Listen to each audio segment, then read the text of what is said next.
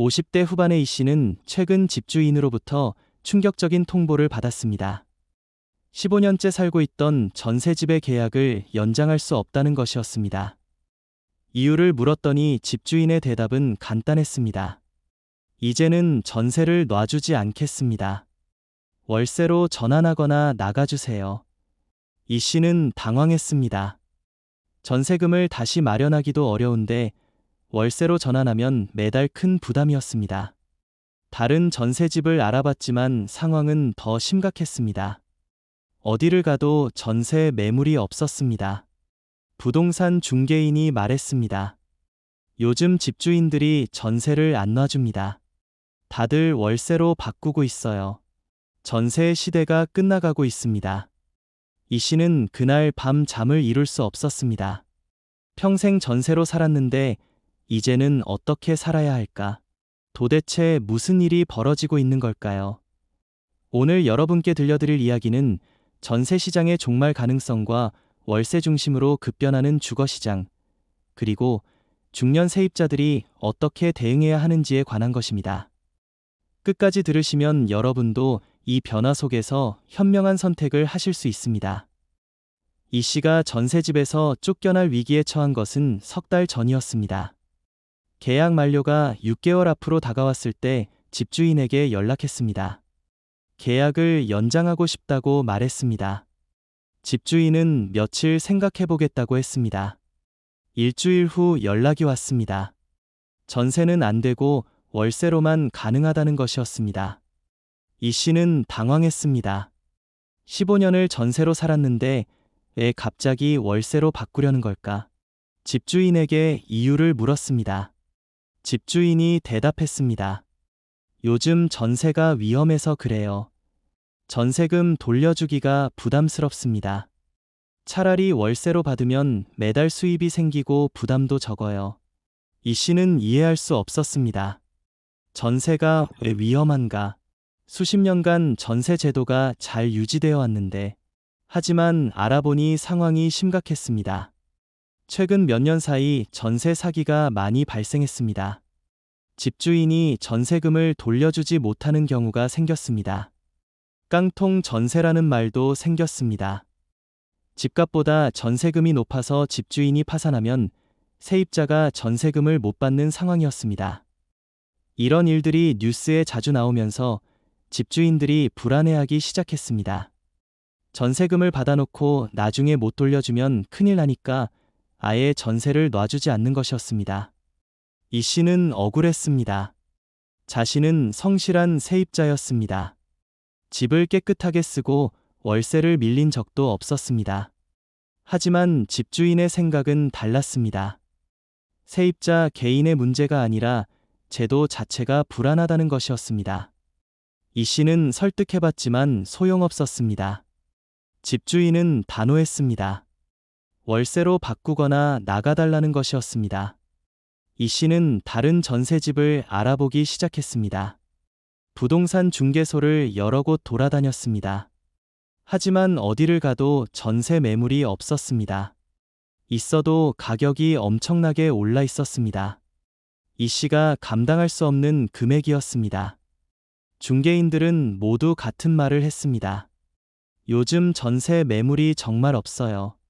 집주인들이 다 월세로 바꾸고 있어요. 전세의 시대가 끝나가는 것 같아요. 이 씨는 절망했습니다. 평생 전세로 살았습니다. 전세금을 마련해서 이사 다니는 것이 익숙했습니다. 하지만 이제는 그것도 어려워졌습니다. 월세로 전환하면 매달 큰 돈이 나갔습니다. 이 씨의 수입으로는 부담스러웠습니다. 저축도 어려웠습니다. 노후 준비는 어떻게 하나? 이 씨는 막막했습니다. 이 씨의 친구 박 씨도 비슷한 상황이었습니다. 박 씨는 2년 전에 전세집에서 월세로 전환했습니다. 집주인이 전세 연장을 거부했기 때문입니다. 박 씨는 어쩔 수 없이 월세로 바꿨습니다. 하지만 매달 월세를 내는 것이 큰 부담이었습니다. 박 씨가 이 씨에게 말했습니다. 나도 고생하고 있어. 월세가 정말 부담돼. 매달 나가는 돈이 아까워. 전세금을 은행에 넣었으면 이자라도 받았을 텐데. 이 씨는 박 씨의 말에 공감했습니다.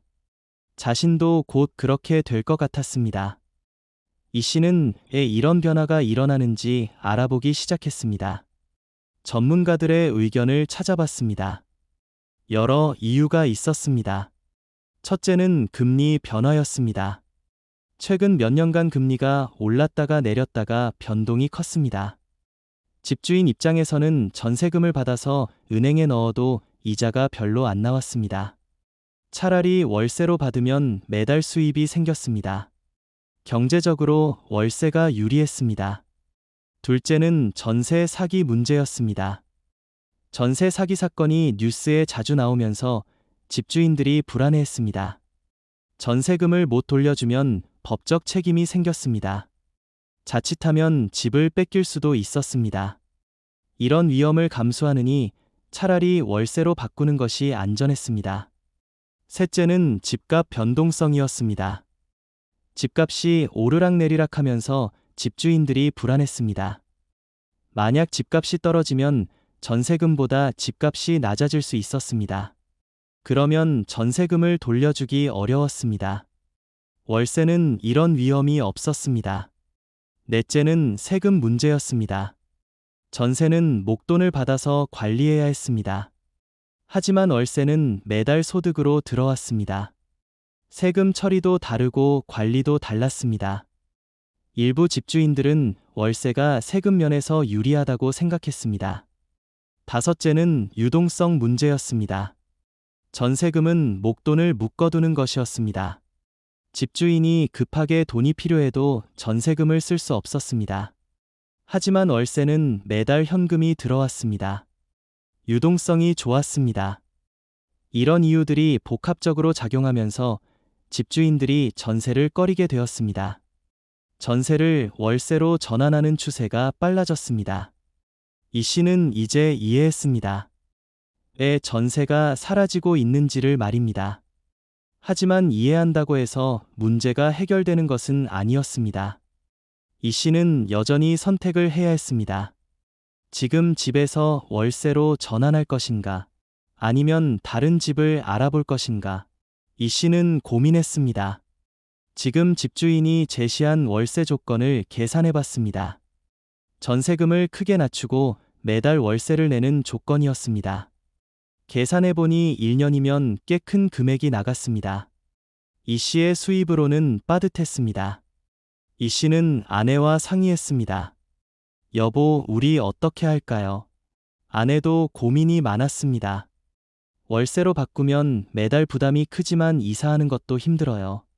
나이도 있고 짐도 많은데. 이 씨가 말했습니다. 나도 그게 걱정이에요. 이사하려면 전세금도 더 필요하고 이사 비용도 들고. 두 사람은 한숨만 쉬었습니다. 이 씨는 자식들에게도 의견을 물었습니다.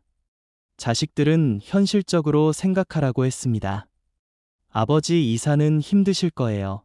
그냥 월세로 바꾸시는 게 나을 것 같아요. 저희가 조금 도와드릴게요. 이 씨는 자식들의 말에 마음이 기울었습니다. 하지만 자식들에게 부담을 주고 싶지 않았습니다. 자식들도 자기 살림이 있는데. 이 씨는 며칠을 고민한 끝에 결정했습니다. 월세로 전환하기로 한 것입니다. 이사하는 것보다 그게 나을 것 같았습니다. 나이도 있고 익숙한 동네를 떠나고 싶지 않았습니다. 집주인에게 연락해서 월세 전환 계약을 진행했습니다. 전세금 일부를 돌려받고 매달 월세를 내기로 했습니다. 계약을 마치고 나오는 길에 이 씨는 복잡한 심정이었습니다. 잘한 결정일까? 매달 월세가 나가면 어떻게 될까? 저축은 할 수 있을까? 노후는 어떻게 되는 걸까? 불안했습니다. 하지만 어쩔 수 없었습니다. 시대가 변하고 있었습니다. 전세의 시대가 끝나가고 있었습니다. 받아들여야 했습니다. 이 씨의 친구 김 씨는 다른 선택을 했습니다. 김 씨도 전세 계약이 끝나면서 비슷한 상황에 처했습니다. 하지만 김 씨는 월세로 전환하지 않았습니다. 대신 집을 샀습니다. 작은 집이었지만 자기 집이었습니다.